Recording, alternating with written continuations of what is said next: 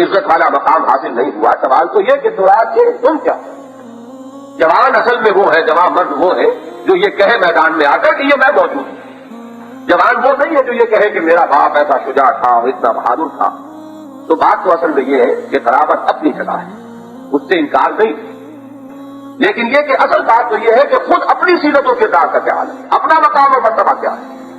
میں یہ چاہتا ہوں کہ خاص طور پر اسی اعتبار سے سیرت عثمان پر ہو. میں نے چند آیات آج پڑھی ہیں اور انہیں اپنی اس گفتگو کا یا گفتگو کے اس حصے کا عنوان بنایا. آپ کو معلوم ہے سورہ فاتحہ ہماری نماز کا جزو لازم ہے، اور اس میں ہم ایک دعا اللہ سے کرتے ہیں، اہدنا الصراط المستقیم صراط الذین انعمت علیہم. پروردگار ہمیں سیدھی راہ پر چلا، ان لوگوں کا راستہ جن پر تو نے انعام فرمایا. اب یہاں تفصیل کا موقع نہیں تھا کہ وہ کون ہے منعم علیہم، ان پر انعام ہوا. لیکن قرآن کا اصول یہ ہے کہ القرآن یفسر بعضہ بعضا، جو بات کہیں مجمل ہوگی کہیں مفصل مل جائے. سورہ نساء میں اس کو کھولا گیا کہ جو شخص اللہ اور اس کے رسول کی اطاعت کو اپنے اوپر لازم کر لے گا، اسے ایک معیت معنوی حاصل ہو جائے گی ان لوگوں کے ساتھ جن پر اللہ کا انعام ہوا. اولئک مع الذین انعم اللہ علیہم، اور یہاں آپ تشریح کر دی کہ وہ کون ہے انعم اللہ علیہم، من النبیین والصدیقین والشہداء والصالحین وحسن اولئک رفیقا. یہ چار جماعتیں انبیاء کرام ہیں بلند ترین مقام پر، ان کے بعد درجہ ہے صدیقین کرام کا، ان کے بعد ہے شہداء کرام، اور ان کے بعد ہے صالحین مومنین. نیچے سے چلیے تو صالحین مومنین، پھر شہداء کا رتبہ ہے، پھر صدیقین کا مقام و مرتبہ ہے، اور پھر انبیاء کرام کا.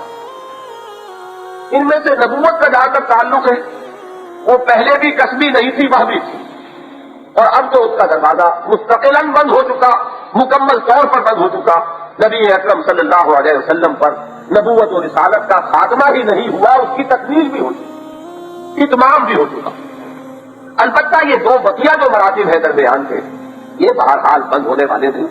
اپنی اپنی ہمت، اپنی اپنا اظہار، اپنی اپنی کوشش، اپنی اپنی محنت، اور کسی درجے میں اپنی اپنی استاد تباہ کے اعتبار سے ان دونوں مراتب تک ان پر فائز ہونا انسانوں کے لیے اپنی.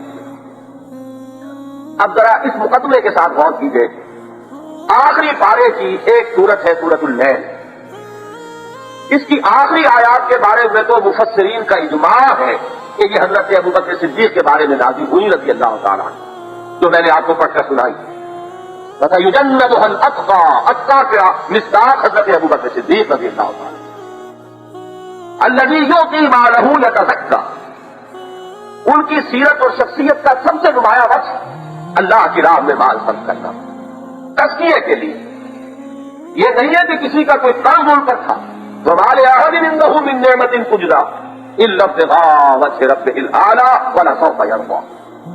صرف اللہ کو راضی کرنے کے لیے وہ مال خرچ کرے، یتیموں پر، مسکینوں پر، بیواؤں پر، غریبوں پر، مسافروں پر، مانگنے والوں پر، اور پھر اللہ کے دین کے غلبے کے لیے، پیغام خداوندی کی نشر و اشاعت کے لیے، جہاد فی سبیل اللہ کا سامان فراہم کرنے کے لیے. یہ سب سے نمایاں وصف ہے. یہ سورہ مبارکہ در حقیقت سورہ صدیقیت ہے. یہ وہ بات ہے جہاں تک پہنچے امام راضی رحمۃ اللہ علیہ کہ سورۃ اللیل سورۃ الصدیقیہ، اور سورۃ والضحیٰ اس کے فوراً بعد جو آ رہی ہے وہ سورہ محمد ہے صلی اللہ علیہ وسلم. یہ جو صدیقیت ہے اس کے جو عناصر ترکیبی ہے وہ اس سورت کی پہلے ابتدائی آیات سے بیان ہوا. 3 ہے اوصاف. فَأَمَّا مَنْ أَعْطَىٰ وَاتَّقَىٰ وَصَدَّقَ بِالْحُسْنَىٰ فَسَنُيَسِّرُهُ لِلْيُسْرَىٰ. جس شخص کی سیرت و کردار میں یہ اجزاء ثلاثہ جمع ہو جائیں، اعطاء اس میں سب سے اول، اور آخر میں جیسا کہ میں نے عرض کیا سب سے زیادہ نمایاں اسی کو کیا. الذی یؤتی مالہ یتزکیٰ. ابتدا میں بھی فرمایا فَأَمَّا مَنْ أَعْطَىٰ وَاتَّقَىٰ وَصَدَّقَ بِالْحُسْنَىٰ. ایک طرف اعطاء ہو، جود و سخا ہو، کسی کو تکلیف میں دیکھ کر انسان تڑپ اٹھے، اس کی تکلیف دور کرنا اگر اس کے بس میں ہو تو اس تکلیف کو دور کرے. کسی کو احتیاج میں دیکھ کر اس کا اپنا آرام جو ہے اس پر حرام ہو جائے جب تک کہ وہ اس کی احتیاج کو اگر دور کرنے پر قادر ہے تو دور نہ کرے. یہ ہے اعطاء، یہ وصف اول ہے. دوسرا وقت ہے واتقا، طبیعت میں نیکی کا مادہ، برائی سے بچنے کی ایک کوشش، خدا ترسی اور خدا خوفی کی ایک کیفیت، اور تیسرا وقت جو تکمیل کرتا ہے ان کی کہ جس سے کہ مہر تصدیق ثبت ہو جاتی ہے کسی کی صدیقیت پر، وہ ہے وصدق بالحسنی، جو بھی اچھی بات سامنے آئے فوراً تصدیق کرے، انانیت نہ ہو، تکبر نہ ہو کہ میں اس کی بات مان لوں گا تو میں چھوٹا ہو گیا یہ بڑا ہو گیا۔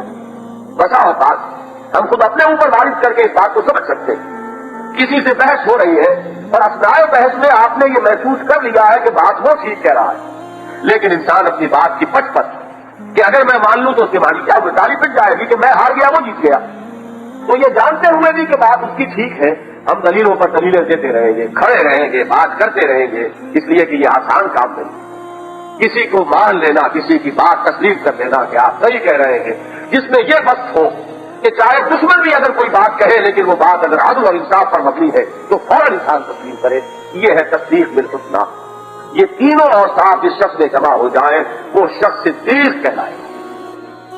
سب سے زیادہ، سب سے نمایاں یہ اوصاف ثلاثہ جمع ہوئے حضرت ابوبکر صدیق رضی اللہ تعالیٰ عنہ کی شخصیت میں، اسی لیے وہ صدیق اکبر ہے رضی اللہ تعالیٰ۔ اس کے یہ معنی نہیں ہے کہ صدیق صرف وہ، آپ نے کبھی غور نہ کیا ہو شاید کہ صدیق اکبر کے معنی کیا، سب سے بڑے صدیق، معلوم ہوا کہ صدیقین کی ایک جماعت ہے، صدیقین کا ایک گروہ ہے جس کے سرے گروہ ہے، جس کے گلے سرسبد ہے حضرت ابوبکر صدیق رضی اللہ تعالیٰ عنہ جو صدیق اکبر ہے۔ یہ مفہوم نہیں ہے کہ صدیق صرف وہی ہے۔ اب ذرا آپ آئیے، یہی بات آئی ہے سورہ حدید میں نے وہ آیات بھی آپ کو پڑھ کر سنائی، ان المصدقین والمصدقات واقرضوا اللہ قرضا حسنا، بے شک صدقہ دینے والے مرد اور صدقہ کرنے والی عورتیں اور وہ لوگ کہ جو اللہ کو قرض حسنا دے، یضاعف لهم ولهم اجر کریم، ان کے لیے اجر میں اضافہ ہوتا رہے گا، دوہرا کیا جاتا رہے گا، بہتری ہوتی رہے گی، افزائش و افزونی ہوتی رہے گی، اور انہیں ان کے رب کی طرف سے اجر کریم ملے گا۔ یہ صدقہ بھی آ گیا اور اللہ کو قرض حسنا بھی آ گیا۔ ان دونوں علیحدہ علیحدہ اصطلاحوں کو سمجھ لیجیے کہ صدقہ ہے غرباء، مساکین، یتیموں، مسافروں پر خرچ کرنا، اور اللہ کے ذمے قرض حسنا کیا ہوگا؟ جو اس کے دین کے لیے خرچ کیا گیا، جو اس کے کلمے کی سربلندی کے لیے خرچ کیا گیا، یہ تکون کلمۃ اللہ ہی العلیٰ، جس کا مقصد یہ ہو کہ اللہ کا کلمہ سربلند ہو جائے، اس کے لیے جو مال خرچ کیا جائے گا وہ اللہ کے ذمے قرض حسنا ہوگا۔ ان تقرضوا اللہ قرضا حسنا، سورہ حدید میں ابتدا سے آخر تک یہ مضمون جو ہے دانے بانے کی طرح بڑھا ہوا، من ذا الذی یقرض اللہ قرضا حسنا، کون ہے وہ جو اللہ کو قرض حسنا دے، یعنی اللہ کے دین کے غلبے کے لیے اپنا مال خرچ کرے۔ اس کے بعد فرمایا والذین آمنوا باللہ ورسلہ اولئک هم الصدیقون والشہداء عند ربہم لہم اجرہم ونورہم، جن لوگوں میں یہ وصف موجود ہے، جو بخیل نہیں ہے، سخی ہے، جو مال خرچ کر سکتے ہیں،